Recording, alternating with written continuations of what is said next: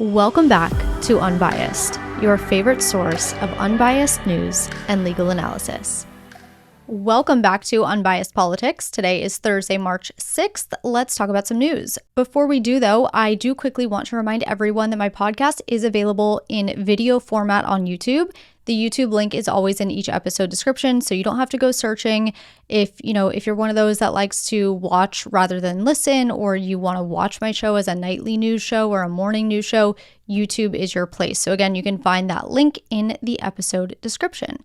Okay, let's start with some news from earlier this week. The United States has paused all military aid and some intelligence aid to Ukraine following that heated conversation in the Oval Office last week. If you tuned in last week, you heard that 5-minute exchange between the president, the vice president, and President Zelensky. But in a nutshell, President Zelensky had come to the United States to sign a minerals deal with President Trump, and their Oval Office meeting ended up getting tense when Vice President Vance suggested that the right way to handle the conflict with Russia is to engage in proper diplomacy and conversation and not badmouth one side or the other, but just instead act as this neutral third-party mediator. Zelensky then brought up the fact that no president since 2014 has ever effectively stopped Putin, and that some of those presidents have tried this proper diplomacy that Vance was talking about, and it hasn't worked. So he wasn't understanding what Vance meant by diplomacy and asked him to clarify. That's when Vance and President Trump started telling Zelensky that, he's not appreciative for what the United States has done for Ukraine. Ukraine wouldn't have anything if it weren't for the US, et cetera, et cetera. The meeting ended, the minerals deal wasn't signed, but even after that, it did seem as if both presidents were still and are still willing to talk at a later date, and they likely will, just based off of what we know of the situation. But earlier this week, just days after that Oval Office meeting, the United States announced a pause on all military aid to Ukraine. And then the following day, on Wednesday, an administration official said the pause also includes a partial pause on intelligence aid as well, meaning the United States is holding off on providing Ukraine with certain information about Russia while this pause is in effect. The State Department wrote in a press release on Tuesday, quote, "As President Trump and Secretary Rubio have stated, it is the policy of the United States that the conflict between Ukraine and Russia is unsustainable and must end.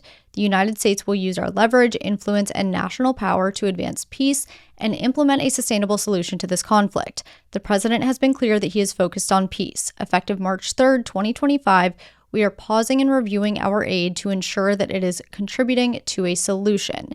That press release then goes on to list the various military assistance that's been provided to Ukraine since 2014. Notably, Russia's invasion, or most recent invasion, I should say, wasn't until February 2022, but the press release details three numbers.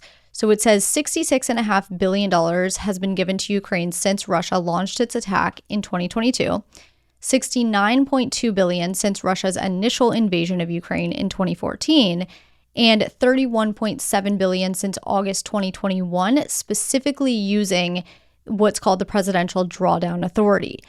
Importantly, those numbers reflect military aid, not assistance generally. The Special Inspector General for Government Oversight of the U.S.-Ukraine response says Congress has appropriated or otherwise made available nearly $183 billion in total assistance since Russia's invasion in 2022. But if you're interested in reading more about the Drawdown Authority or types of weapons and aid that have been provided to Ukraine in recent years, I do have that State Department press release linked in the sources. That press release was issued on March 4th, just hours after President Zelensky wrote on X, quote, "I would like to reiterate Ukraine's commitment to peace. None of us wants an endless war. Ukraine is ready to come to the negotiating table as soon as possible to bring lasting peace closer.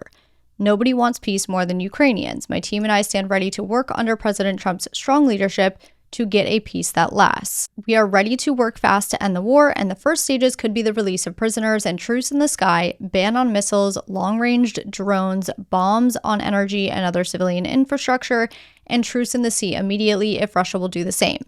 Then we want to move very fast through all next stages and to work with the U.S. to agree a strong final deal," end quote. He went on to say that he's appreciative of America and specifically the moment when President Trump provided Ukraine with javelins, a type of weapon. He said the meeting in the Oval Office is regrettable and that it's time to make things right. Following that post by Zelensky, President Trump wrote on Truth Social, quote, "This is the worst statement that could have been made by Zelensky, and America will not put up with it for much longer. It is what I was saying. This guy doesn't want there to be peace as long as he has America's backing, and Europe, in the meeting they had with Zelensky, stated flatly that they cannot do the job without the US. Probably not a great statement to have been made in terms of a show of strength against Russia. What are they thinking?" End quote. That is when the State Department issued the press release announcing the pause on Ukraine aid. So that's what we know as far as events leading up to it. That's also what we know about the pause. Again, like I said, it's a pause on all military aid that is en route to Ukraine. So this doesn't apply to the aid that's already in Ukraine. And then a partial pause on intelligence aid as well. Moving on to the tariff situation. And let me just say that this is constantly developing. So just bear with me on this. I'll talk about what we know at this current moment, which is 3 p.m. Eastern time on Thursday. As we have discussed in the past, President Trump has had these plans to impose tariffs on Canada, China, and Mexico. The 25% tariffs on Canada and Mexico ended up getting put on hold last month after the president reached agreements with the leaders of both countries to increase border security. But the tariffs on China were implemented as originally planned, and China saw a 10% tariff on all goods. The agreements with Canada and Mexico expired this week, and the tariffs on both countries took effect on Tuesday. So 25% on all products from both Mexico and Canada, except Canadian energy, which would see a lower 10% tariff. China's tariff was also increased this week to 20%. However, the president said shipments worth less than $800 would be exempt. In response to this, Canada said it would impose a 25% tariff on up to $155 billion worth of American goods, starting with tariffs on $30 billion worth of goods immediately and the tariffs on the remaining $125 billion in 21 days' time. China said it would impose a 15% tariff on chicken, wheat, corn, and cotton, and a 10% tariff on sorghum, soybeans, pork, beef, fruits, vegetables, dairy products, and fish, and those tariffs are set to take effect on Monday. However, China has already imposed a 10 to 15% tax on certain agricultural products and imposed export controls on U.S. aviation, defense, and tech firms after adding them to a list of unreliable entities. That happened last month. Yesterday, on Wednesday, Trump said he would be issuing a 1-month exemption. So at this point, the tariffs had already taken effect, right? They took effect on Tuesday. But on Wednesday, Trump said he would be issuing a 1-month exemption on tariffs on Mexico and Canada, specifically for U.S. automakers. That announcement came after he spoke with the big 3 automakers here in the United States. Then today, the president said there would be a 1-month tariff delay on all products that are covered by the U.S.-Mexico-Canada Free Trade Treaty, which President Trump negotiated in his first term. The new Commerce Secretary also said today that the president would likely announce the same 1-month delay on all Canadian tariffs by the end of the day. So it's possible that happens by the time this episode is out. So like I said, this situation is changing by the minute. Now, a lot of people are confused about the way tariffs work and what the arguments are on both sides of this. In short, and I'm keeping this short purposely, I've said it in the past, we could spend a whole episode on tariffs, but in short, tariffs are a tax imposed on products brought into the United States from countries facing the tariffs. The tax is paid by the importer. So let's just say there's a 10% tariff on Chinese goods. The American importer is going to pay a 10% tax to the US Treasury when they import that Chinese good. Consequently, tariffs can cause the price of goods to increase because the importer has to make up for that extra cost, right? When that happens, there are 2 routes for a U.S. importer to take. They either continue importing from that country, pay the tariff to the Treasury, and likely increase the cost of the good for the consumer to account for their loss, or they look for another country to import from where they can get a better price and or not have to pay a tariff at all, potentially even sourcing from a country here in the United States. Obviously, though, if American importers are looking elsewhere for goods, the country that's losing American business is probably going to reduce the cost of their good to keep their competitive advantage. This and or losing the importer customer completely is bad for their economy. And that's why some say that tariffs can have an effect of hurting other countries' economies and or incentivizing other countries to help with our concerns like border security, drug trafficking, etc. Because obviously if they help us, maybe they don't face tariffs.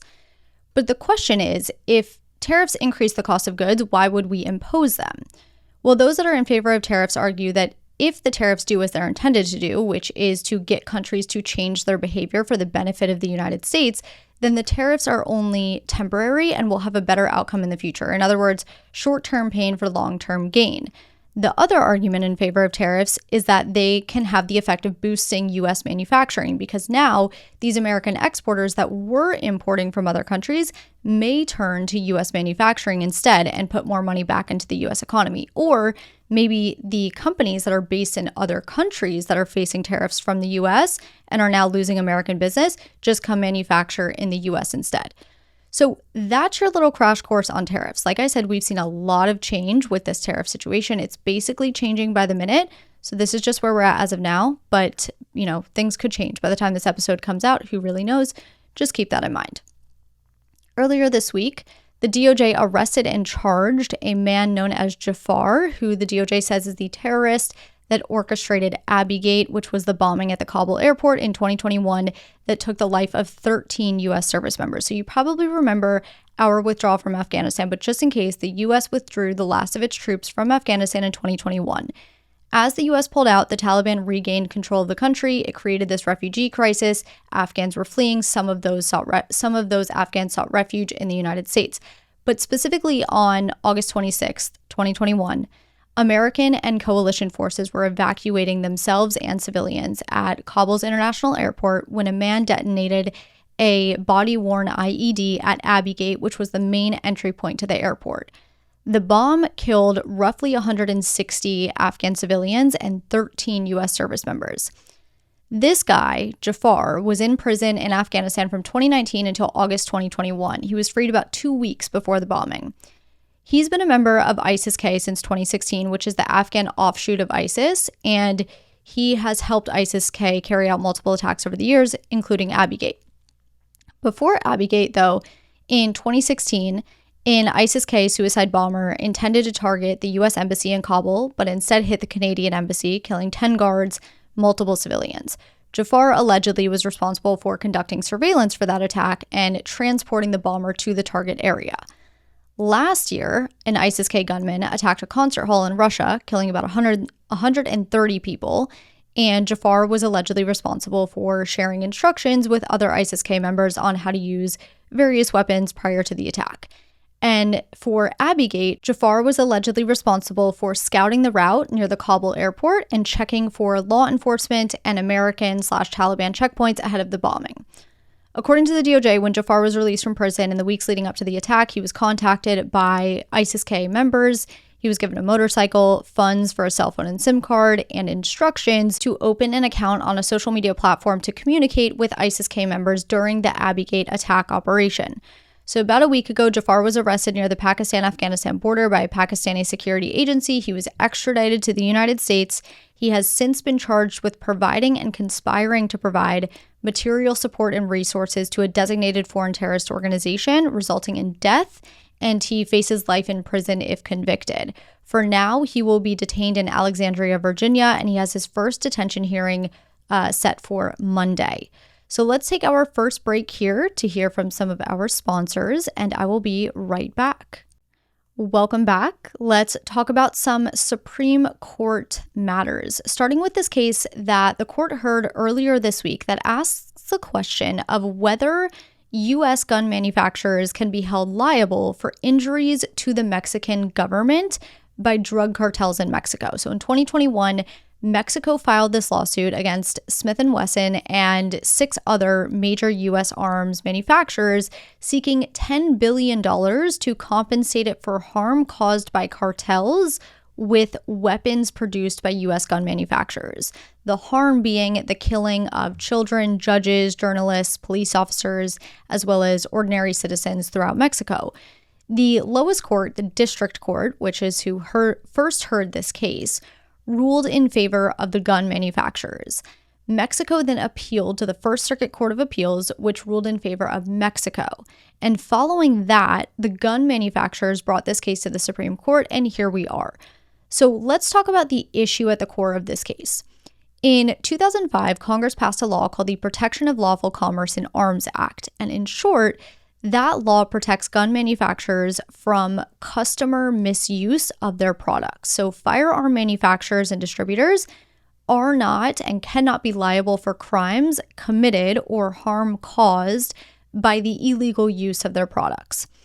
However, the law also says that a gun manufacturer can be held liable if the alleged harm stemmed from a situation where the manufacturer aided, abetted, or conspired to sell a product, either knowing or having reasonable cause to believe that the buyer was prohibited from possessing a gun. In other words, if U.S. arms manufacturers aided and abetted in selling weapons to cartels, they are not protected by the language of the Protection of Lawful Commerce in Arms Act. So Mexico's lawyers argued at oral arguments this week that U.S. gun manufacturers market guns as military-style weapons to entice cartels to purchase these weapons, and that manufacturers use this three-tier distribution system that allows them to sell to cartels knowingly.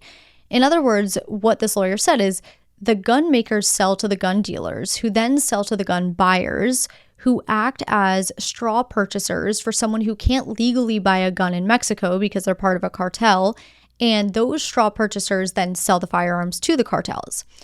The lawyer for Mexico argued that the Protection of Lawful Commerce in Arms Act was intended to protect against gun manufacturers being held liable for actions that are solely caused by criminals, but not situations like this one, where the gun makers themselves have violated the law by knowingly selling in a way that allows cartels to purchase the guns. The attorney further argued that Congress could have barred all lawsuits against the gun industry, but it didn't. And as she claimed, Congress instead chose to create exceptions for claims like this one that Mexico is bringing.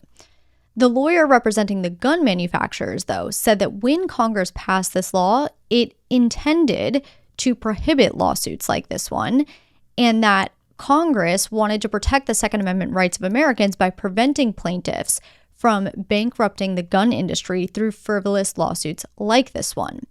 The attorney for the manufacturers also pointed to a 2023 Supreme Court case against Twitter, where a family member of a victim in a 2017 terrorist attack in Turkey tried to sue Twitter for providing a platform for terrorist organizations, recruiting, and fundraising. But in that case, the Supreme Court held, quote, "Simply engaging in normal business practices is not enough to make someone an accomplice to a crime, even if they know that the products they make may be criminally misused downstream."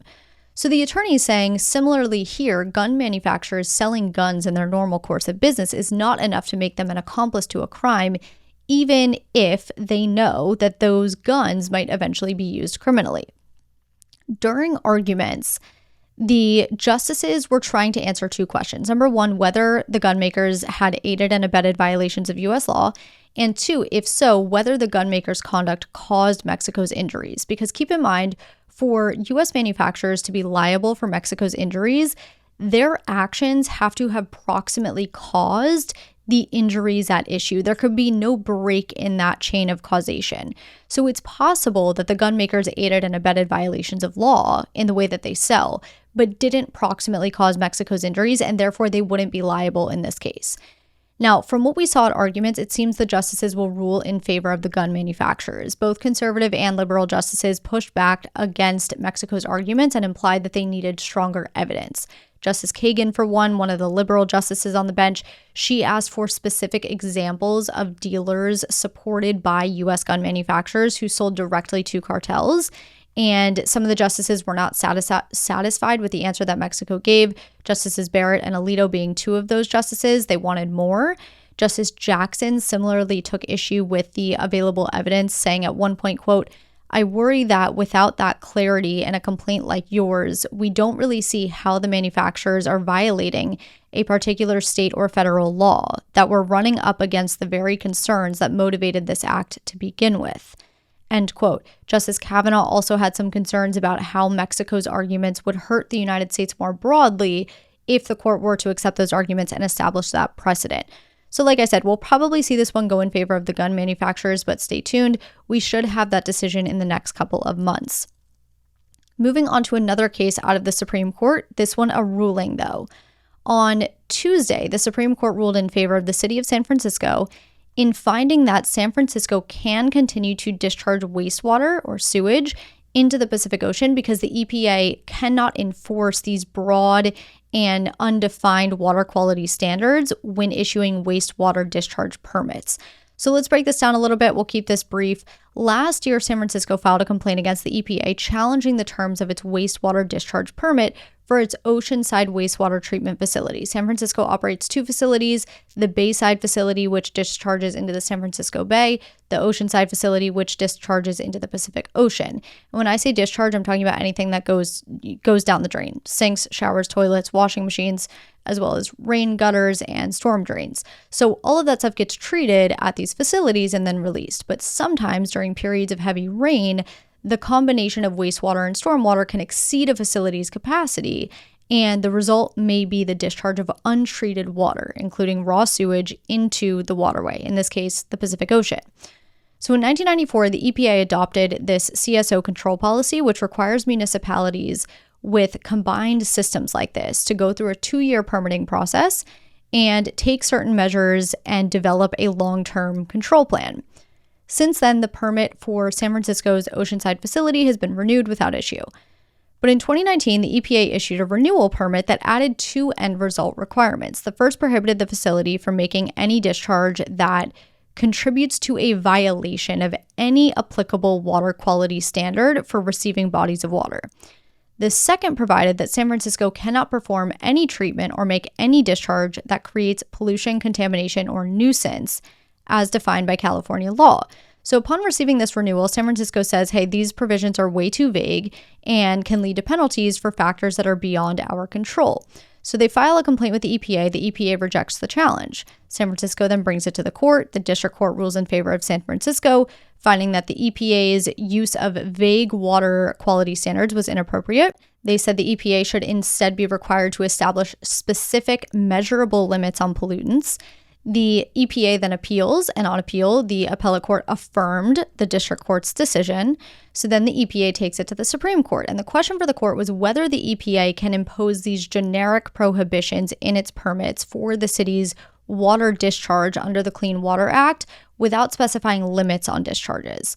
Ultimately, the Supreme Court agreed with the 2 courts below. The decision was 5-4, so it was close. And the majority of justices held that these vague standards are not sufficient to ensure the protection of water quality.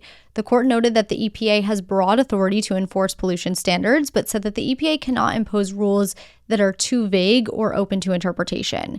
The majority focused on the idea that the Clean Water Act is designed to regulate water pollution, and therefore allowing vague narrative standards wouldn't meet the law's goal of providing clear enforceable limits on pollution. Okay, one last Supreme Court ruling to cover, this one about foreign aid. So this is actually an update to last Thursday's episode. We talked about the Chief Justice issuing an emergency order of sorts that said that the Trump administration does not yet have to pay the roughly $2 billion in foreign aid that a district court had previously ordered it to pay.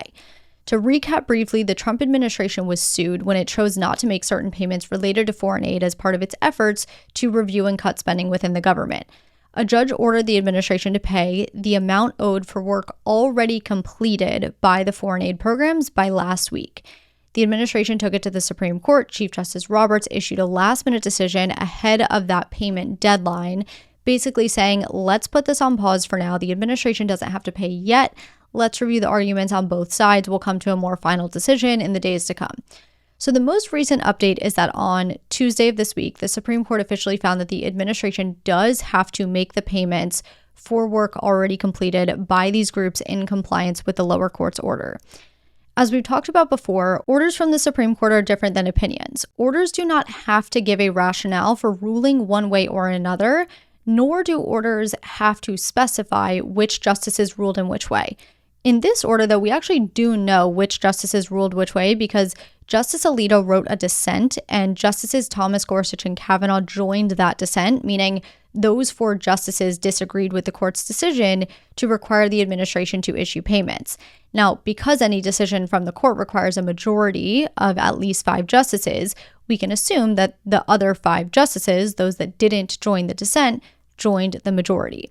As far as the rationale for the decision, the Chief Justice wrote in the order this: on February 25th, the district court ordered the government to issue payments for a portion of the paused disbursements, those owed for work already completed before the issuance of the district court's temporary restraining order by 11:59 p.m. on February 26th. Several hours before that deadline, the government filed this application to vacate the district court's order and requested an immediate administrative stay. The Chief Justice entered an administrative stay shortly before the 11:59 p.m. deadline and subsequently referred the application to the court, meaning the rest of the justices. The application is denied. Given that the deadline in the challenged order has now passed, and in light of the ongoing preliminary injunction proceedings, the district court should clarify what obligations the government must fulfill to ensure compliance with its temporary restraining order with due regard for the feasibility of any compliance timelines. End quote. And that's the extent of what we got as far as the rationale goes. There really wasn't much. It just said, essentially, the application is denied. As far as the dissent goes, Justice Alito acknowledged the district court's frustration with the government and that the aid groups have serious concerns about non-payment for completed work. But he said that the Supreme Court's denial of the administration's request to lift the lower court's order is, quote, quite simply too extreme a response. A federal court has many tools to address a party's supposed nonfeasance. Self-aggrandizement of its jurisdiction is not one of them. End quote. In other words, he thinks the majority chose the wrong path in rejecting the administration's appeal. Now, here's where the court system gets a little tricky. So now that the Supreme Court has sent this back to the district court is going to hold a hearing and decide when the administration has to issue payment by. The district court judge will also be deciding whether to grant the plaintiff's request for a preliminary injunction, which, if granted, would lift the administration's freeze on future foreign aid payments. So if that's granted, the preliminary injunction request, the administration can appeal that decision, and it may very well end up back in the Supreme Court's hands. In other words, the decision we got this week from the Supreme Court pertained to payments for work already completed by foreign assistance programs, but the next issue will be what happens to foreign assistance payments for future work. Can those be paused or must they be paid? That is the next decision we may see head to the Supreme Court. All right, moving away from the Supreme Court and instead to the Department of Education, Linda McMahon, the new Education Department Secretary, released a statement this week regarding the final mission of the department. She wrote, quote, "As I've learned many times throughout my career, disruption leads to innovation and gets results. We must start thinking about our final mission at the department as an overhaul, a last chance to restore the culture of liberty and excellence that made American education great." End quote. McMahon wrote that parents should be the primary decision makers in their children's education, that publicly funded education should focus on math, reading, science, and history, but not on DEI programs or gender ideology, and that post-secondary education should prepare students for well-paying in-demand careers. Her press release further stated that as secretary, she aims to align the education department with the president's vision and return education to the states, that American education can be the best in the world, but that it's currently corrupted by political ideologies, special interests, and unjust discrimination, that there is bureaucratic red tape creating a significant barrier to American education, and that the department's job is to eliminate bureaucratic bloat from the department, which will profoundly impact staff, budgets, and agency operations at the department. So obviously this final mission phrase implies the end of the education department, and I've received a ton of questions about what that would look like. The short answer is that we don't know exactly. Here's what I can tell you though. For one, certain functions of the education department are codified in existing laws, like the Elementary and Secondary Education Act, as well as the Individuals with Disabilities Education Act. What this means is that the enforcement and execution of these laws would become the responsibility of either the states, but most likely probably the DOJ. In other words, These things can't just go away because the education department goes away. These are laws. At the same time, many functions of the education department are not part of the law. For those functions, we might see some get eliminated. We might see some handed over to other departments. We might see states bear the responsibility for some of those things. And we might even see some of these things become privatized. We don't know with any degree of certainty. But as examples, if the education department were to be dismantled, maybe federal funding instead is distributed to the states directly as block grants, and then states would be responsible for the appropriation of funds. Federal student loans might instead be managed by another federal department, or they might be privatized. Enforcement of discrimination in schools would likely be absorbed by the DOJ, or maybe it becomes the responsibility of families to sue when discrimination happens. As much as I wish I could give you a clear answer, no one has them, but those are just some of the possibilities. What I will do is I will link a previous episode I did about the potential dismantling of the education department. I did a little Q&A where I answered a lot of your questions. So if you're interested, check the episode description for this episode for that link. That's where it'll be. Let's take our second and final break here. When we come back, we'll fact check Trump's congressional address. Okay, welcome back. This week, President Trump gave his first address to Congress and touched on issues like immigration, energy, the economy, trade, and foreign policy. Let's fact check some of the claims submitted by all of you earlier this week on Instagram. While listing various DOJ findings, the president said DOJ found $8 million for making mice transgender. Let's talk about it. So there's two things we need to talk about here. On one hand, some people are saying that the president confused transgender mice with transgenic mice. Transgenic, as it pertains to mice, refers to the process of adding human cells to mice so that when researchers introduce diseases to the mice to study these diseases, the tissue reacts more like human tissue would react. The mice are genetically modified, if you will. This is not, transgender mice are different than transgenic mice. The University of Cincinnati was recently awarded $8 million for research, which in part relates to transgenic experiments. So that's why some people believe that's where the $8 million reference is coming from. However, the other thing we need to talk about is the statement that the White House released after the congressional address titled, "Yes, Biden spent millions on transgender animal experiments." In that release, the White House cites to 6 different federal grants given to institutions around the country to perform what the White House calls, quote, transgender experiments on mice. So we'll go through each one of these grants. I'll give you a brief layman's term explanation of the focus of each study because just based off the title, it's kind of hard to know what the study is about. So I'll give you a little short explanation. The first grant is listed at $455,000 for a mouse model to test the effects of gender-affirming hormone therapy on HIV vaccine-induced immune responses. This study is focused on understanding how hormone therapy, specifically estrogen and anti-testosterone treatments, affects the immune system, especially in transgender individuals who are at a higher risk for HIV and other sexually transmitted infections. And the study is comparing the immune response of hormone-treated mice to control male mice, and then looks at how these responses compare to data from human studies of transgender women who have undergone hormone therapy. The second grant listed is a $2.5 million award for reproductive consequences of steroid hormone administration. This study is focused on understanding the impact of testosterone therapy on the reproductive health of transgender men and transgender adolescents.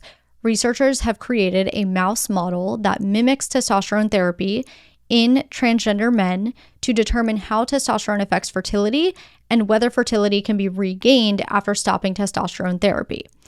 The next one, just shy of $300,000 for gender-affirming testosterone therapy on breast cancer risk and treatment outcomes. This study is focused on investigating the breast cancer risks and treatment concerns for those transitioning from female to male, particularly focusing on how testosterone therapy impacts breast health.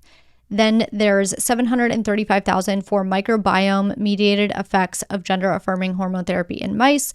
This study looks at the effects of gender-affirming hormone therapy on skeletal maturation in transgender individuals and focuses on how changes in the gut microbiome might influence those effects. Then there's 1.2 million for androgen effects on the reproductive neuroendocrine axis. This one has two main focuses. The first one to be studied on humans, the second to be studied on mice. The study on mice uses female mice and injects them with testosterone to see how the testosterone affects the brain's reproductive hormone system. And then finally, 3.1 million for gonadal hormones as mediators of sex and gender influences in asthma.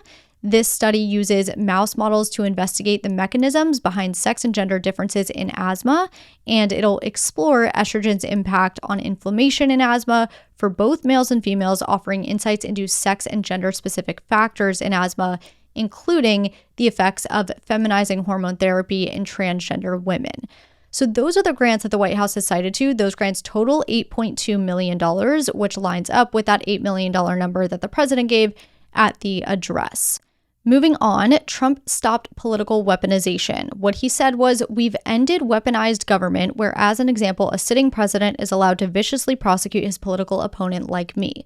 So what he was referring to is his executive order that he signed on January 20th called Ending the Weaponization of the Federal Government, which tasked the Attorney General and heads of departments and agencies to review activities over the last 4 years that constitute political weaponization. Now, the order directs the departments to take, quote unquote, appropriate action to, quote, correct past misconduct by the federal government related to the weaponization of law enforcement and of the intelligence community. So it's still yet to be seen what correcting past misconduct looks like and whether that means going after those that weaponized politics in the past. But that is the executive order that he was referring to when he made that remark. Similarly, the president claimed, quote, "I've stopped all government censorship and brought back free speech in America. It's back," end quote. Again, what he's referring to is his executive order titled Restoring Freedom of Speech and Ending Federal Censorship. The policy in that order essentially says that federal employees cannot take action that abridges free speech, and no taxpayer resources can be used to abridge free speech. It also calls for correcting past misconduct, and Trump specifically referenced government pressure on social media companies. However, at the same time, Trump has also taken actions that can be seen as inhibiting free speech, like barring the Associated Press from the Oval Office for opting to use the name Gulf of Mexico, despite the name change to Gulf of America. Talking about the new Defense Secretary Pete Hegseth, the president said, "I am pleased to report that in January, the U.S. Army had its single best recruiting month in 15 years, and that all armed services are having among the best recruiting results ever in the history of our services. What a difference." So to add some color, last month, the Army posted on X that U.S. Army recruiting had their most productive December in 15 years by enlisting 346 soldiers daily. The key phrase there is the most productive December. So August of 2024 actually saw the highest number of recruits with about 7,400 recruits. December saw 58 or 5,900 recruits. So when Trump said the best recruiting month in 15 years, he was likely referencing the Army's most productive month of December. The Army saw better recruiting numbers pre-election, and we don't yet know recruitment numbers for January yet, but the Army Secretary has said they're on track to reach their recruitment goals for 2025, whatever that might be. While discussing how he's, quote, working tirelessly to end the savage conflict in Ukraine, the president said, quote, "We've spent perhaps $350 billion and they've spent $100 billion, they being Europe." According to the Kiel Institute for the World Economy, the total amount, including financial, military, and humanitarian assistance to Ukraine given between February 2022 and December 2024 is $123 billion from the US and $124 billion from Europe. However, I did give you that number earlier in this episode, which was closer to $180 billion. So those are the rough numbers, but it's not $350 billion. The U.S. has given the most military aid when it comes to us compared to Europe, specifically worth about $68 billion, which is included in that number I previously gave you. The president said, quote, "I also signed an order to cut off all taxpayer funding to any institution that engages in the sexual mutilation of our youth. Now I want Congress to pass a bill permanently banning and criminalizing sex changes on children and forever ending the lie that any child is trapped in the wrong body. A lot of people are wondering if transgender kids have ever been allowed to get sex changes. So here's the answer. 26 states currently ban all gender transition treatments for minors. The remaining states vary on what is allowed. For states where treatments for minors is acceptable, the current standards typically recommend that those transitioning from male to female don't start hormones until they are 13 or 14, and for female to male, 14 to 15 years old. So yes, some states do allow gender transitioning hormones for minors. In most cases, people have to wait until they're 18 to get any sort of gender transition surgery, but some states do allow minors to get surgery as young as 16 or 17, so long as parental consent is given. In talking about energy, the president said, quote, "The previous administration cut the number of new oil and gas leases by 95%, slowed pipeline construction to a halt, and closed more than 100 power plants. We are opening up many of those power plants right now," end quote. So power plants across the country actually increased during the Biden administration. There were 11,070 power plants in 2020 compared to 13,257 in 2023. That's according to the Energy Information Administration. What Trump might be referring to is the coal-fired power plants during the period between 2020 and 2023. The Biden administration closed 57 of those. And as far as crude oil production, it was during the Biden administration that crude oil production reached a new record with 12.9 million barrels per day. In talking about immigration, the president said, quote, "Within hours of taking the oath of office, I declared a national emergency on our southern border, and I deployed the U.S. military and border patrol to repel the invasion of our country, and what a job they've done. As a result, illegal border crossings last month were by far the lowest ever recorded, ever." The fact is that last month, U.S. Border Patrol apprehended 8,300 migrants attempting to cross the border illegally. This number is the lowest monthly total since fiscal year 2000, not the lowest number ever. All right, now it's time for some quick hitters. The Trump administration moved to drop a lawsuit against Idaho, which blocked Idaho from enforcing restrictions on abortions in emergency situations. There has been no explanation from the administration on why they dropped the suit, although some are speculating that the stance of abortion being left to the states is the reason that the suit was dropped. Notably, despite the administration dropping the suit, the ban is still blocked in emergency situations because of a separate lawsuit filed by St. Luke's Health System, which is the largest health network in Idaho. The U.S. has suspended the use of military aircrafts for deportation flights. ICE started using C-17 military planes to deport migrants in January, which were supposed to increase the number of migrants that were able to be deported through just one flight, while also sending a message that illegal immigration wouldn't be tolerated by the administration. However, according to the Wall Street Journal, the military flights ended up not only carrying fewer migrants compared to the ICE air operations, which are civilian flights, but also costing triple the price. And earlier this week, the DOJ announced the arrest of a Guatemalan national and co-conspirators who they say have been running one of the largest U.S. illegal alien smuggling operations. The DOJ alleges that this group of men trafficked roughly 20,000 people from Guatemala to the United States over 5 years, and that in one instance, they held 2 individuals hostage, threatening to kill them if their families did not pay the victims' smuggling fees. The DOJ claims the illegal immigrants were recruited in Guatemala, then Mexican smuggling organizations trafficked the aliens through Mexico and across the U.S. border, where they were placed in stash houses and picked up by the main guy's lieutenants. For an additional fee, the aliens were trafficked throughout the United States, and the DOJ claims that the main guy, who they call Turco, worked with associates in Guatemala who solicited $15,000 to $18,000 from individuals in Guatemala in exchange for his smuggling operation. The smuggling ring has allegedly existed for over a decade, and the main leader of the ring has been arrested and charged with conspiracy to bring aliens to the United States, transporting aliens in the United States, harboring aliens in the United States for private financial gain, and resulting in death, as well as hostage taking. The House censured Representative Al Green today for yelling at the president during his congressional address earlier this week. 10 Democrats joined Republicans in doing so, and the final vote was 224 to 198. A censure is basically a reprimand from Congress, by the way. There's no formal penalty for it.